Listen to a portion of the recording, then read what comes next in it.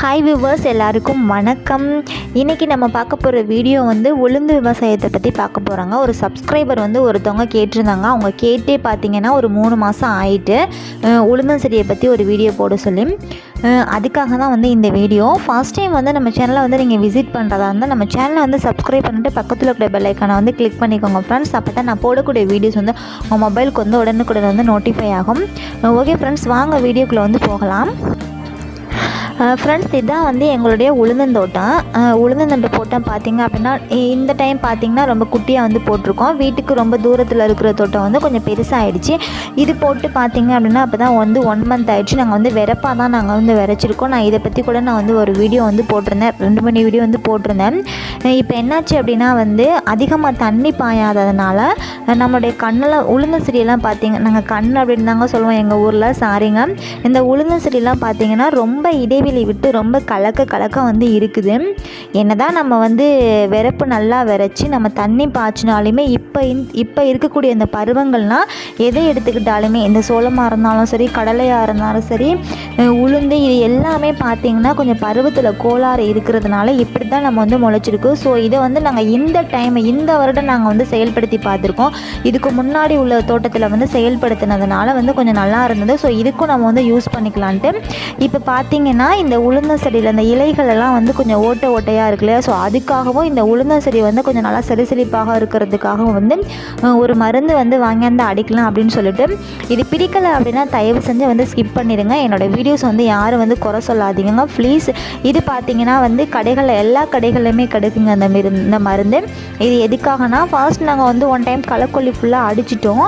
அதுக்கப்புறம் இது 2 மருந்து எடுத்திருக்கோம். ஒன்று விராட் அப்படின்னு சொல்லிட்டு, இன்னொன்று பார்த்திங்க அப்படின்னா பல்சஸ் அல்ட்ரா.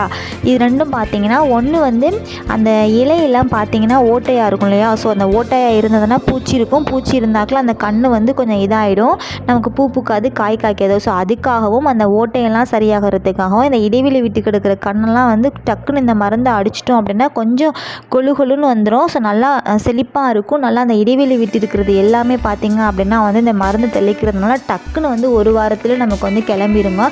ஸோ எல்லாமே நல்லா பூ பூக்கிறதுக்காகவும் நல்லா காய் காய்க்கிறதுக்காகவும் இது எடுத்துருக்கோம். இது ரெண்டுமே பார்த்திங்கன்னா கடைகளில் கேட்டோமோ சொல்லிடுவாங்க. ஒரு மாவுக்கு எவ்வளோ அடிக்கணும், ஒரு ஏக்கருக்கு எவ்வளோ அடிக்கணும், எல்லா விவரங்களுமே சொல்லிடுவாங்க. ஸோ எல்லாருக்குமே தெரியும் இது.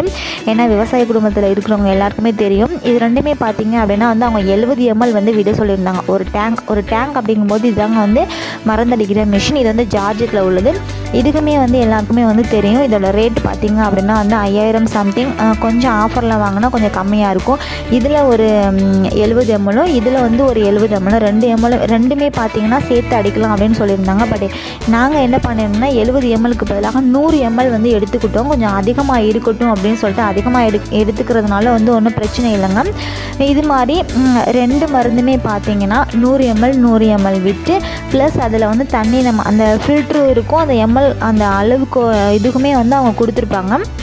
அதனால நமக்கு ஒன்றும் பிரச்சனை இல்லைங்க.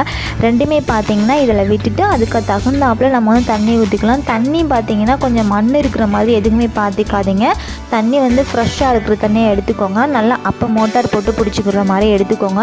எடுத்துக்கிட்டு ஃபுல்லாக கலந்துட்டு நம்ம இனி மருந்து தெளிக்கிறது மட்டும்தாங்க. இது மாதிரி நாங்கள் செயல்படுத்தி பார்த்தோம், நல்லா இருந்தது அப்படிங்கிறதுக்காக தான். ஏன்னா இந்த வீடியோ போட்டால் அவங்க யாருக்குமே பிடிக்காது இது மாதிரி மருந்து தெளிக்கிறது.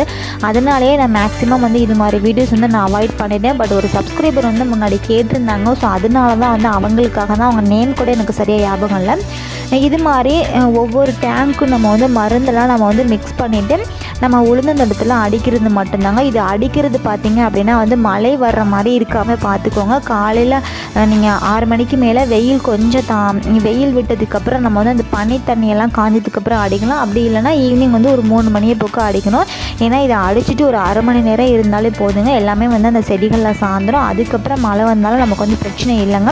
ஏன்னா எது மாதிரி கணாக இருந்தாலுமே சரி, உளுந்த செடி நல்ல வகையான உளுந்து தேர்ந்தெடுக்காமல் இருந்தாலும் சரி, அப்படி நம்ம விரைச்சதுக்கப்புறம் இது சரியில்லாமல் இருந்தாலும் சரி, 1 டைம் நீங்கள் யூஸ் பண்ணி பாருங்கள். யூஸ் பண்ணி பார்த்துட்டு அந்த செடியோட மகசூல் எப்படி இருக்குது அப்படின்னு சொல்லிட்டு கமெண்ட் செக்ஷனில் கமெண்ட் பண்ணுங்கள்.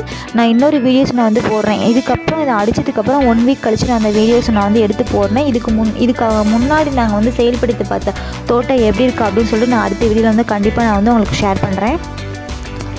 ஓகே ஃப்ரெண்ட்ஸ், இது மாதிரி வீடியோஸ் வந்து உங்களுக்கு பிடிக்கும் அப்படின்னு சொன்னால் என்னோட சேனலை வந்து சப்ஸ்கிரைப் பண்ணிவிட்டு எனக்கு நீங்கள் வந்து சப்போர்ட் பண்ணுங்கள் ஃப்ரெண்ட்ஸ். எந்த மாதிரி டவுட்டாக இருந்தாலும் கமெண்ட் செக்ஷனில் வந்து கமெண்ட் பண்ணுங்கள் ஃப்ரெண்ட்ஸ், நான் கிளியர் பண்ணுறேன். தேங்க்யூ.